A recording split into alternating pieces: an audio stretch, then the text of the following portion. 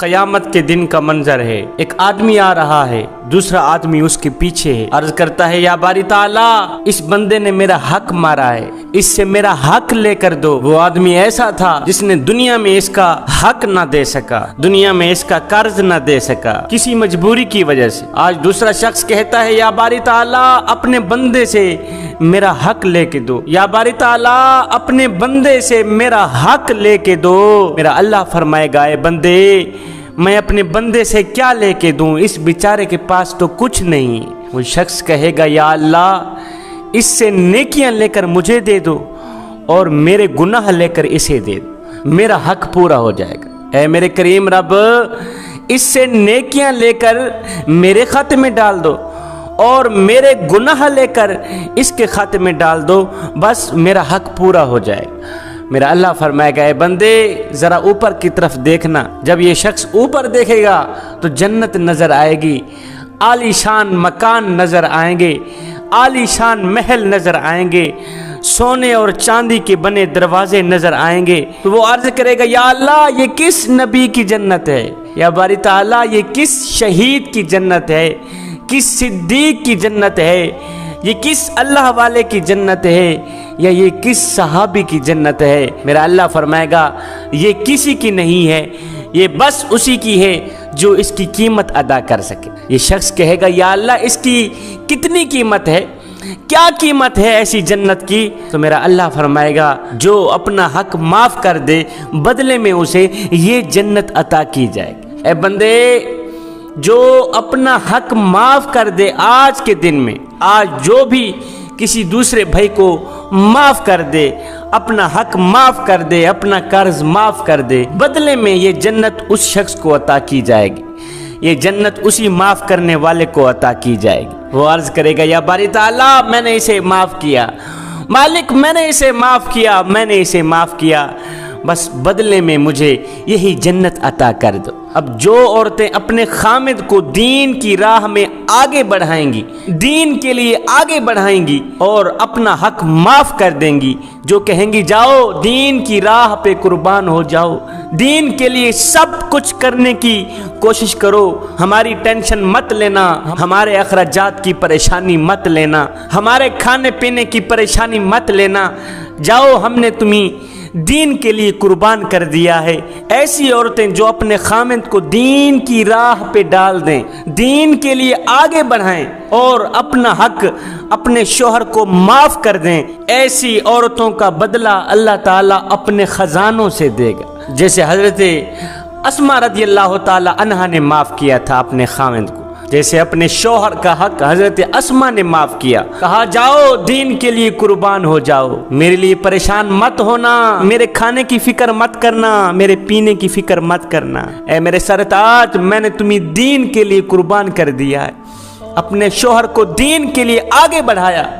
ہے زندگی میں طرح طرح کی پھر پریشانیاں آئیں، طرح طرح کے دکھ آئے، زندگی میں غربت آئی، غربت پھر اس طرح کی آئی کہ ایک دن پڑوسن ایک یہودیہ عورت نے ایک بکری ذبح کی۔ جب بکری ذبح کی تو اس کا گوشت پکانا شروع کیا۔ اب جب گوشت کی خوشبو اٹھی تو حضرت اسماء کہتی ہیں میں بےتاب ہو گئی، مجھے بھوک لگی ہوئی تھی، میں نے سوچا کہ آگ لینے اس کے گھر جاتی ہوں، ہو سکتا ہے اس بہانے وہ ایک آدھی بوٹی مجھے بھی کھلا دے۔ حضرت اسماء کہتی ہیں میں اس کے گھر آگ لینے گئی، لیکن اس اللہ کی بندی نے پوچھا بھی نہ کہ تو نے کچھ کھانا بھی ہے یا نہیں، کھانے کا پوچھا ہی نہیں، آگ اٹھائی پکڑا دی۔ حالانکہ میرے گھر میں تو تنکا بھی پکانے کے لیے نہیں تھا، میں آگ کو کیا کرتی، میں نے آگ پھینک دی اور گھر آ کر بیٹھ گئی۔ پھر ناک میں گوشت کی خوشبو پڑی تو پھر صبر نہ آیا، بڑے عرصے کی ترسی ہوئی تھی، میں نے گوشت نہیں کھایا تھا، آج بار بار دل چاہ رہا تھا کہ گوشت کھاؤں، پھر بھی بیٹھے بیٹھے صبر نہ آیا، میں اٹھی آگ لینے اس کے گھر گئی۔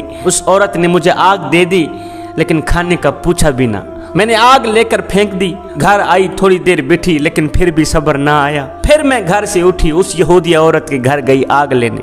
ہائے یہ منظر میرا اللہ دیکھ رہا ہے، یہ منظر فرشتے دیکھ رہے ہیں، میرے اللہ کی رحمت کو ایک دم جوش آیا۔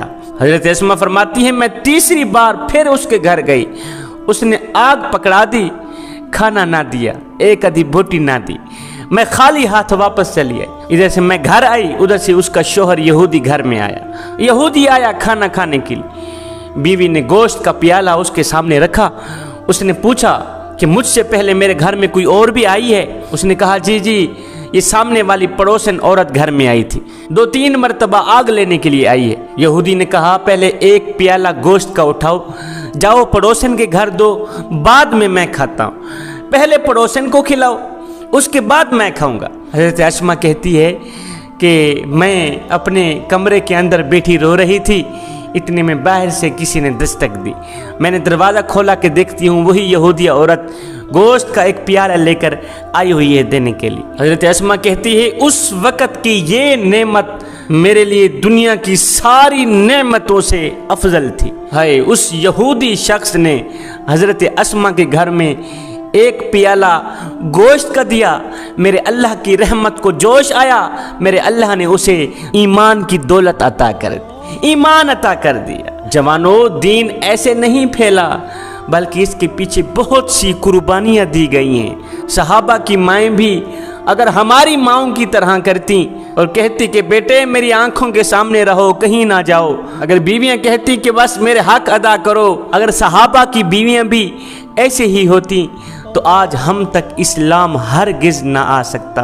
मेरे हुजूर अलैहिस्सलातु वस्सलाम की ज़िंदगी देखें, एक एक के लिए कितना गम किया, एक एक के लिए कितने रोए, उम्मत के गम में कितने तड़पे। महबूब तरीन चाचा हज़रत हमज़ा का जो कातिल है, उस जालिम ने हज़रत हमज़ा को इस तरह कत्ल किया, उस जालिम ने मेरे हुजूर के चाचा जान को इस तरह कत्ल किया, इतनी बेदर्दी से कत्ल किया कि नाक काट के अलग कर दिया, कान काट के अलग कर दिए, ज़ुबान काट के अलग कर दी, होंठ काट के अलग कर दी, एक एक उंगल काट के उस जालिम ने अलग कर डाली, यहाँ तक कि आनतों के टुकड़े टुकड़े हो गए। जवानों सुनो, मेरे हुजूर अलैहिस्सलातु वस्सलाम का किसी जगह हिचकियां मार मार कर रोना साबित नहीं हुआ, लेकिन जब अपने प्यारे चाचा हज़रत हमज़ा की लाश को देखी, जिस्म से एक एक बोटी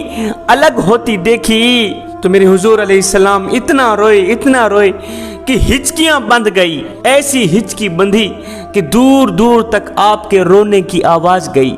हुजूर भी रो रहे हैं, सहाबा भी इकट्ठे होकर रो रहे हैं। इतने में हज़रत जिब्रील अलैहिस्सलाम आए, अर्ज करने लगे या रसूलल्लाह, अल्लाह आपको सलाम देता है और साथ में कहता है कि आपका रोना हमें अच्छा नहीं लगा। हुजूर, आपके रोने ने फरिश्तों को रुला दिया, आसमान वाली सारी मखलूक को रुला दिया। हुजूर, आप सब्र करें, हमने आपके चाचा के लिए अर्श पर लिख दिया है कि हज़रत हमज़ा अल्लाह और उसके रसूल का शेर है। हुजूर, आप सब्र करें, हमने अर्श पर लिख दिया है कि हमज़ा अल्लाह और उसका रसूल का शेर है। हुजूर, आप सब्र करें। हम तो गाली देने वाले को भी कत्ल करने की कोशिश में होते हैं। ये कितनी बड़ी हिम्मत की बात है, ये कितनी बड़ी दलेरी की बात है कि इतने बड़े प्यारे चाचा के कातिल को भी कहा जा रहा है अगर तू कलिमा पढ़कर अल्लाह का बंदा बन जाए तो मैं भी तुझे माफ़ कर देता हूँ, मेरा अल्लाह भी तुझे माफ़ कर देगा। कितनी बड़ी हिम्मत की बात है कि चाचा के कातिल को कहा जा रहा है ये वो जालिम कातिल है जिसने चाचा के कान अलग कर दिए, जिसने चाचा की जुबान काट डाली है, होंठ काट डाले हैं, जिस्म की एक एक बोटी जिस्म से अलग कर डाली।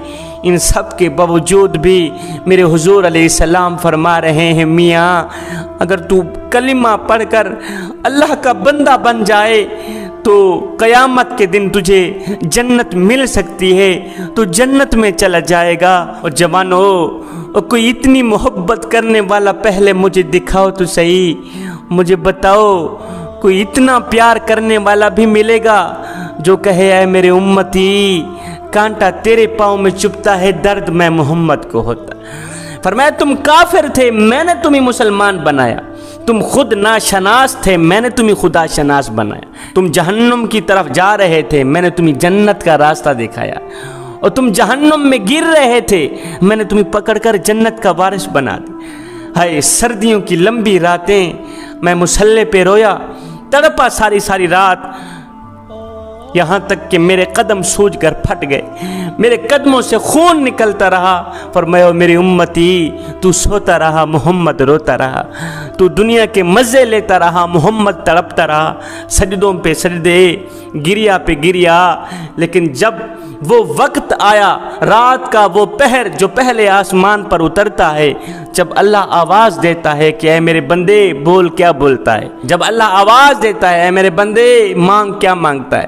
فرمایا جب کچھ مانگنے کی باری آئی، پوری رات قیام میں نے کیے، پوری رات رکوع میں نے کی، پوری رات سجود میں نے کی، پوری رات رویا میں، پوری رات تڑپا میں، لیکن سنو، جب اللہ کی طرف سے کچھ مانگنے کی باری آئی تو میں نے اپنی بات ہی نہیں کی، میں نے اپنا ذکر ہی نہیں چھیڑا، اپنے خدا سے کچھ مانگتا رہا ہوں تو تمہاری بخشش کے لیے دعا ہی مانگتا رہا۔ میرے حضور علیہ السلام نے اپنے چچا کے قاتل کے گھر میں یہ پیغام بھجوایا کہ اگر تو کلمہ پڑھ کر مسلمان ہو جائے، اللہ کا بندہ بن جائے تو تجھے جنت مل سکتی ہے۔ اب یہ دشمن چہرہ چھپا کر گھر سے نکلا، کہاں جا رہا ہے؟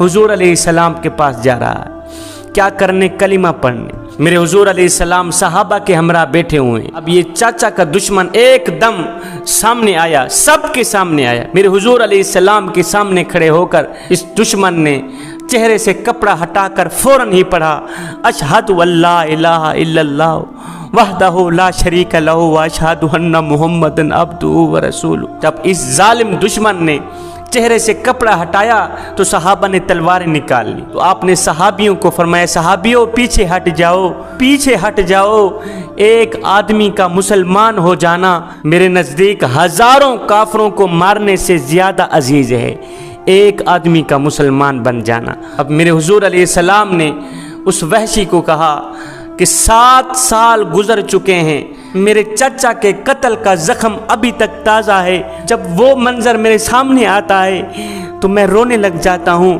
میرے حضور علیہ السلام نے اس کلمہ پڑھنے والے دشمن کو فرمایا او وحشی، مجھے چہرہ مت دکھایا کرو، مجھے چہرہ ہرگز نہ دکھایا کرو، کیونکہ تجھے دیکھنے سے میرا غم تازہ ہو جاتا ہے، پھر میرا دل تڑپنے لگ جاتا ہے، مجھے چاچا کی یاد آنے لگ جاتی ہے، خدا کے لیے میرے سامنے نہ آیا کرو۔ اور نادانو، جس کا چہرہ دیکھنا گوارا نہیں کرتے حضور، اس دشمن کے لیے بھی جنت میں جانے کا سامان کر